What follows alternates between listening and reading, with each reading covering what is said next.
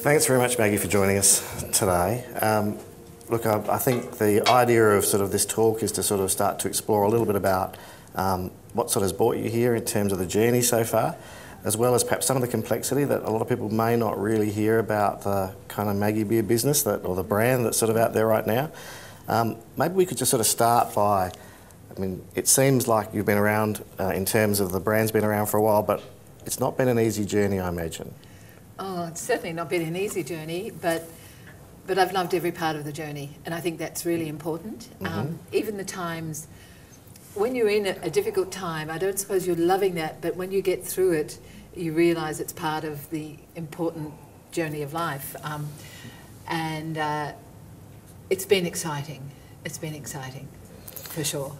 So I imagine, you know, going back, if I cast my mind back now to sort of the pheasant farm days and all those sorts of things, Yes.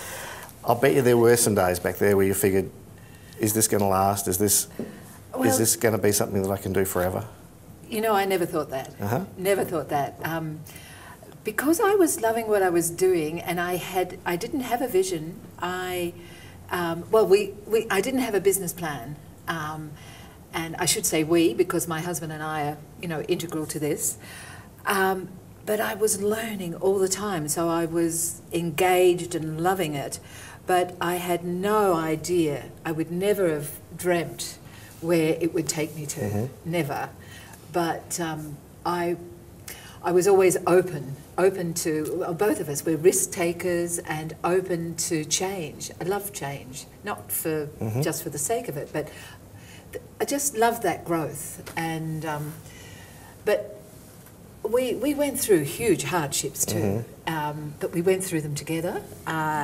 I mean, we were flooded and lost all our birds. We had fire, we had pestilence, you know, and it took 20 years to be an overnight success. 20 years, you young people.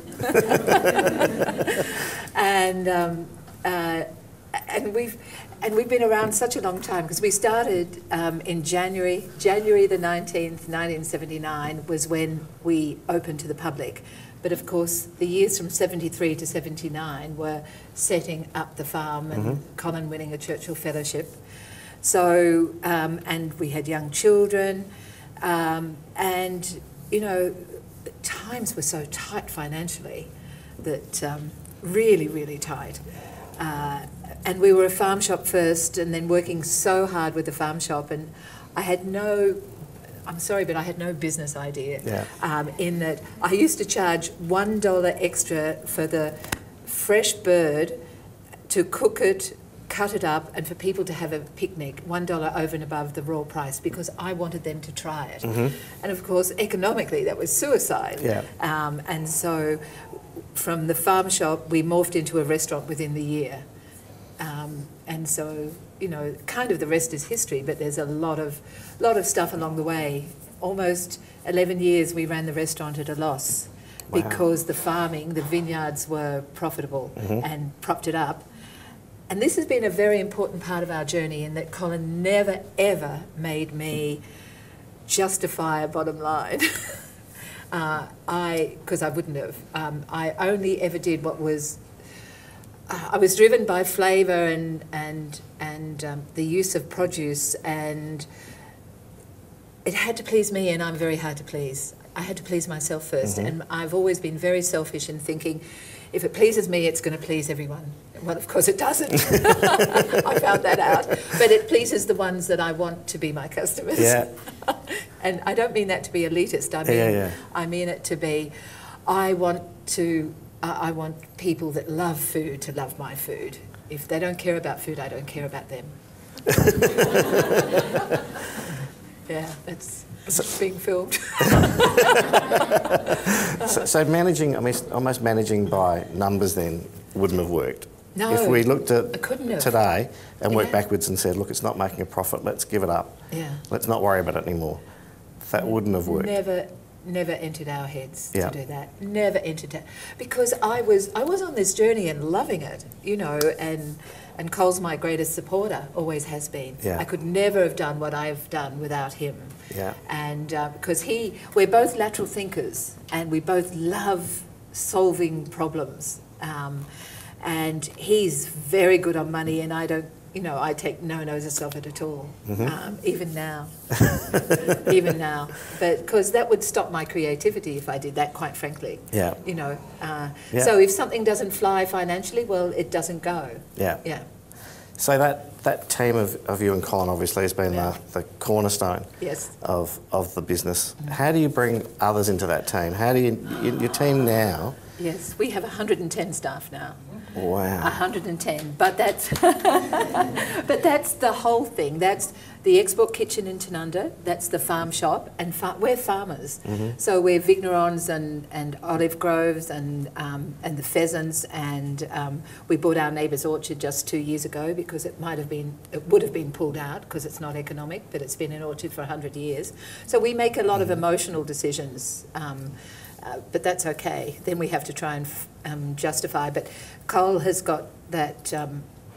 We're yin and yang, I guess. Yes. So in that core team now, obviously there's lots of people. Sorry, That's all right. I forgot to lead to that part. It's been very difficult for anyone who's come to work for me. Because I'm a control freak. I don't apologise for being such, because the whole thing about food is you have to be into so much detail with food, and every part of it's got to be right. And when we opened the export kitchen in November '96, we had myself and 4 others on the floor, and so every part of the process I developed, and that doesn't mean I developed it. I developed it for flavour, not for efficiency, but I'm also very good on flow. But we needed others to come in, and that's always been a difficult journey, bringing others in and making sure they have the same philosophy, the same attention to detail, and that's training. But we're very lucky in that the core team, certainly in production, my production person has been with me 12 years. She started as a 25-year-old. We've sent her to university, you know, the whole thing. And she's a core, and I can train people to have my palate if I'm not there, but it takes time. As for every time we've had a CFO, they've just can't bear talking to me. They really can't. You know, they just don't get it. Or I don't get it. I don't get it. But that's when Colin will step in and say, well, let's give it a try. And we've taken on a CEO for the first time in our lives, and you know, that's a difficult transition. It's young, and will it happen? You know, because I'm like a monkey on everyone's shoulder, and people either love that because they grow with me, or they can't bear it because they're, you know, they're straight line people, and so you're always looking for those right cogs in the wheel, if you like. But the other thing is, you go through transitions where you need different kind of skills, and you have to bring in skills better than your skills, but keep the skills that you have that are unique, and don't let them be diffused. Yeah, it's a tough balance, and I guess it's also interesting too when you say that. It sounds like there are some people that are, and we kind of teach this to people growing businesses a little bit, that when you have a business team, not everyone's always on your team at the same time. No. In other words, they're kind of doing other things. Well, and that's true. And you know, one of the things that I find the most important thing in business that I've learned is hiring people. I hired a lot of the wrong people in the first place. And you work on it for the rest of your life. But I, at first, tried to hire people like me, and that's the biggest mistake. You know, you have to have people that add to you and not try to be you. And the other thing is, when something is, or someone is not working out, it behoves you, for your business and for that person's sake, to find out what they're great at, and if it doesn't fit the business, help them to move on. Yeah. That is truly an important part of business, and it's the thing that most people have the most trouble with. But I'm a great believer in not letting things build up and open, honest discussion. But not everyone can take that. Yeah. And never aggressive, but, you know, it's the hardest thing in business. So I want to return a little bit to this quality issue too. I mean, Quality issue. Yeah. That's key That's to everything you do, right? Absolute. How does that fit with the likes of some mass retailers and those kind of guys? I mean, obviously they're interested in quality, but they're a lot interested in marketing. They're more interested in marketing. The quality, it's not the retailer that's interested in, it's the public that's interested in.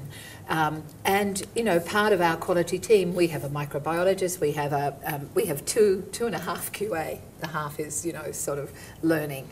But quality assurance isn't the same as quality. You have to have quality assurance for your own sake, particularly with such fragile products as we have.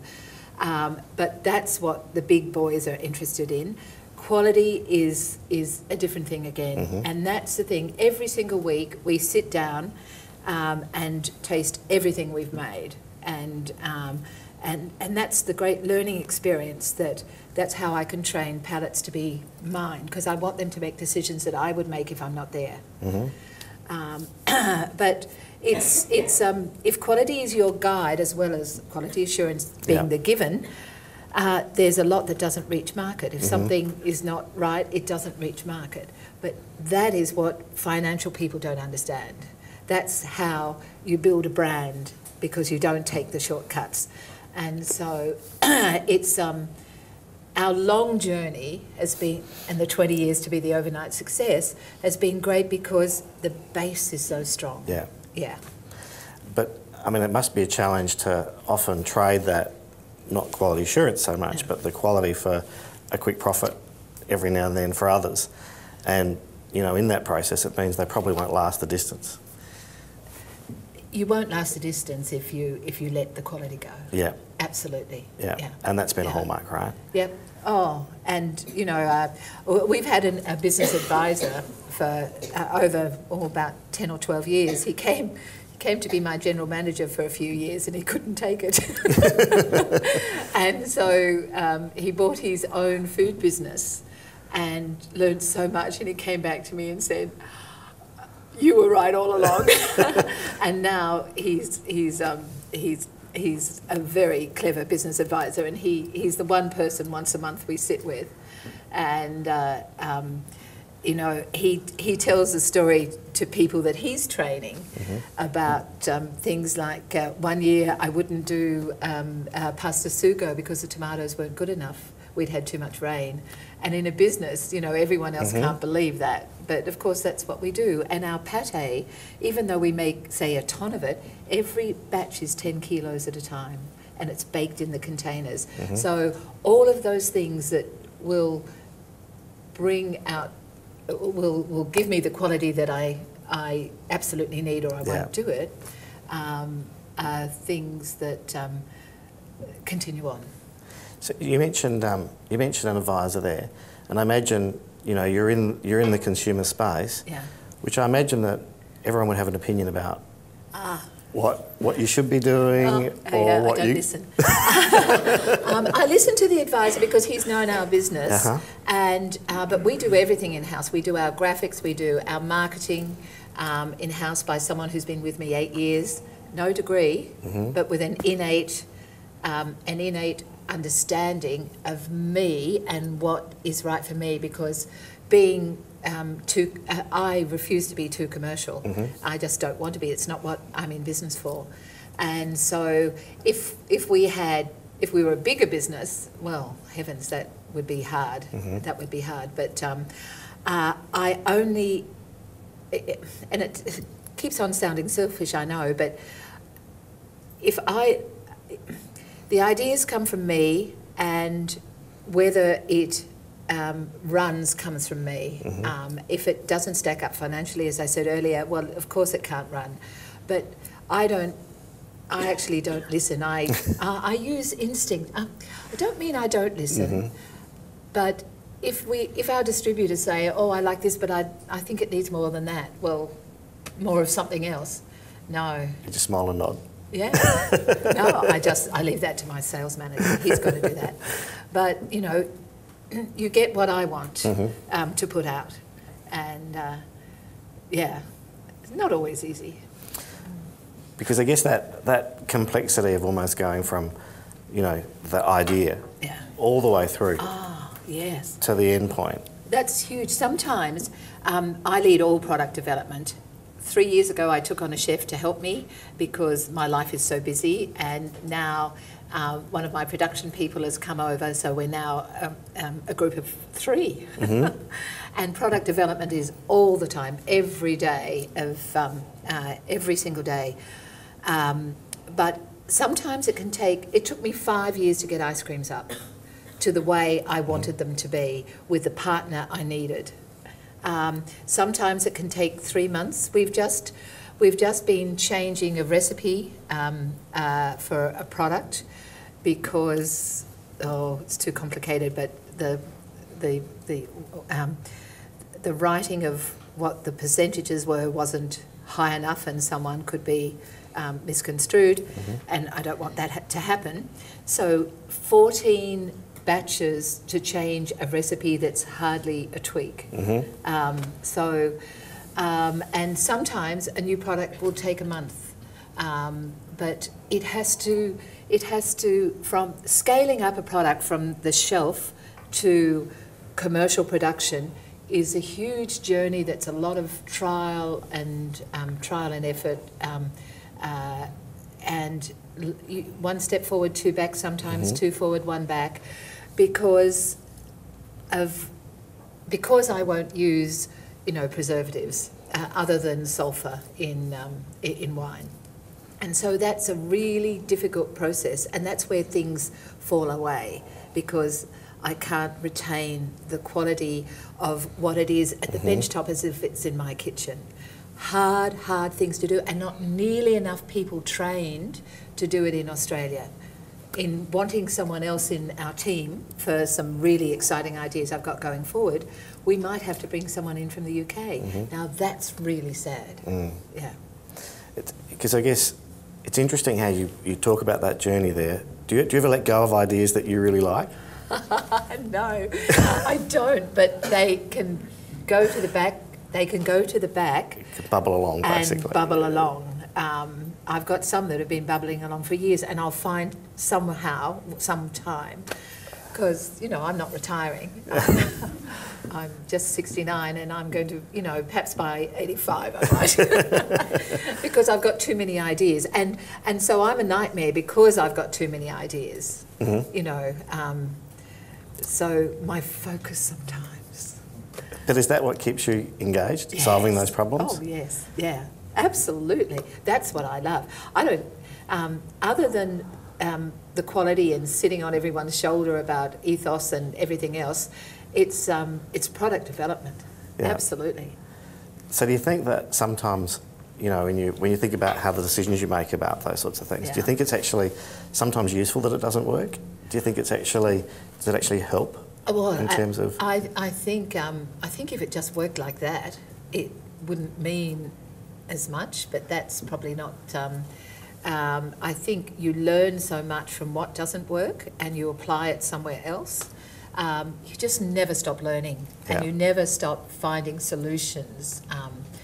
And that means I read a lot, and I have people I admire. That I can go to with a technical question, because I left school at 14. I've never been trained in anything, but I have an ability to learn. But I don't have I'm instinct rather than technical. But I used to, when I worked with Simon Bryant with Cook and the Chef, he was so technical, and he was so good at showing me science, whereas I just felt it. He could explain it. It's a very handy thing to be able to explain it. So how do you find that creative space these days? Your day must be... It's my hardest, it's my biggest problem is finding creative space. I have an office at home in the shed, beautiful big office, and my assistant only comes in 2 days a week there, so I can capture every moment alone that I can because I need it. Mm-hmm. I really need it. But I get involved in so many exciting things. I tend to oversay yes. Like today. But I also have a lot of energy, and Yeah. I'm excited. I'm still every bit as excited by what I do. So I'm going to throw a couple of quotes at you and see what you think. Yeah.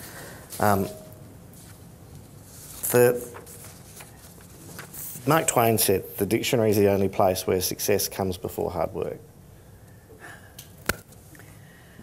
Hard work is where success comes from. Yeah.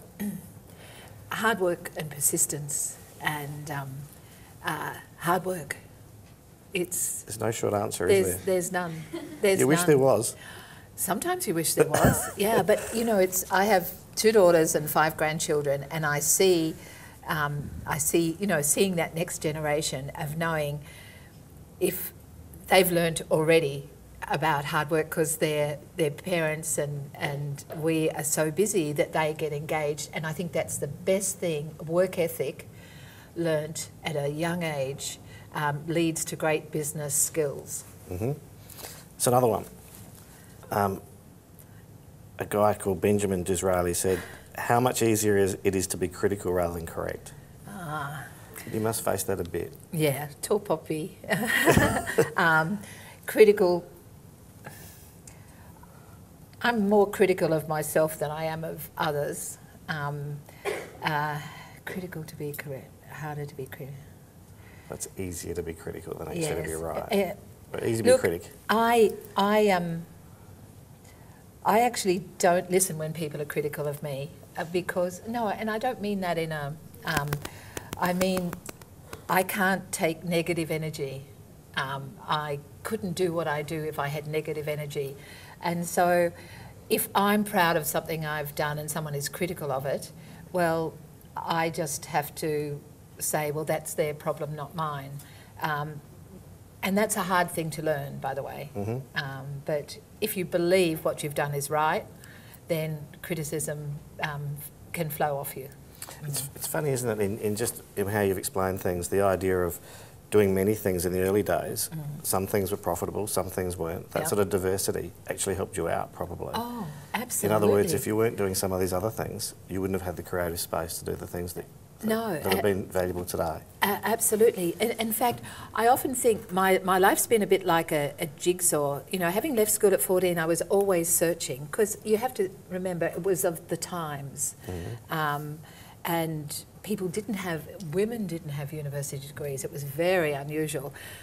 So every single thing that I have done in searching for what came into my lap when I was 34 has led to the sheer diversity of it has given me the strength to do what I'm doing now. So I guess no journey is wasted if you're learning. And balancing them is the hard part. But, but you kind of have to. Balance is the hardest thing. It's the thing I grapple with most, balance. Balance in life, that is. But you have to, yes, you have to balance almost everything. All day, every day. Yes. Another quote for you. It's very difficult, and I suspect this might be for the Coles buyer or the Woolworths buyer. It's very difficult to get someone... No. We're not going to talk about them. Yeah. But it's very difficult to get someone to believe something when their salary depends upon them not believing it.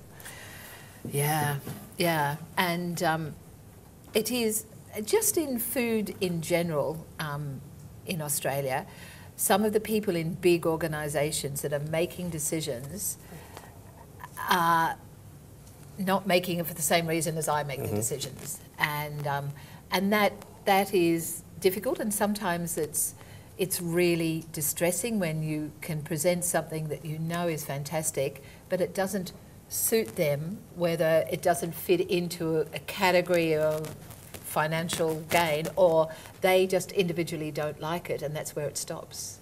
You know, that's kind of hard to take, but you get over it. But it is tricky. Because you must see a fair amount of, I mean, without going into detail, you must see a fair amount of sort of schmoozing in the industry of those buyers and things by some of the big players. No, I don't think so.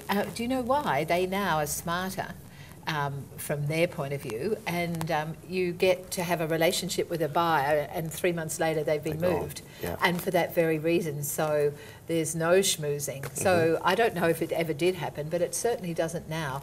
But part of that problem is when you get a relationship with a buyer, they understand, so they're just more open to you, and problem for us, and it always will be. But you must have the second problem then of perhaps having a toy buyer suddenly buying in your category or something or other in terms of... Absolutely. They can move, you know, hair shampoos buyer into food. Where do you have to start all over again? And you have to start all over again. Wow. I'll give you another quick quote that's sort of interesting. You don't have to preach honesty to people with creative purpose. A genuine craftsman will not adulterate their product. The reason isn't because Judy says they shouldn't, but the passion says they can't. Absolutely. Absolutely. I mean, that's where your self-belief and pleasing yourself and knowing in your sphere, I mean, everyone's not going to agree with you, but I just know that I won't do anything that isn't right for what I'm working with. Yeah. I'm going to finish with just some 5 questions about you now. So to see how we go. What word do you really hate? Negative. Negative. Yeah. Say like no. Yeah. No, negative energy. Negative energy. Yeah, negative energy. How would you describe your job to a 5-year-old? I do what I love. Yes. Perfect. Yeah. At your funeral, which we hope is going to be a very, very long way away. It has to be. Too much to do. What would you most like to overhear someone say? She made a difference to the way, well, in fact, something I'm working on now is what I most want, I guess, to be known for. And but it's a new journey only in the last 3 years, but it's trying to change a culture of food in aged care across Australia. And so I want at my funeral to say, she really did something for those people trapped in aged care. Yeah. Perfect. What profession would you, I think I know the answer to this, would you least like to do? What profession? Sales. And finally, what sound do you love the most? The human voice singing. I have a choir and opera and music, but the human voice most of all. Yeah. Perfect. Yeah. Thanks very much, Maggie. Thanks for thank you, Andrew. I'm very sorry about the rush of the time, but thank you very much.